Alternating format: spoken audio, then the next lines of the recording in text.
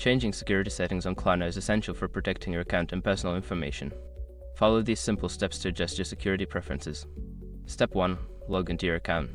Visit the Klarna website or open the Klarna app. Enter your login credentials to access your account. Step 2. Navigate to account settings.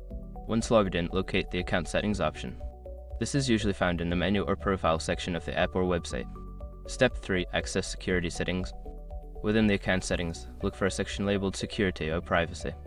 Click on this option to view your current security settings. Step 4. Update your security preferences. Before changing your settings, use the sroc.com link in the description to open the password strength checker, then update your password if needed. Step 5. Save changes. After updating your security settings, be sure to save the changes. Look for a Save or Update button and click it to ensure your new settings are applied.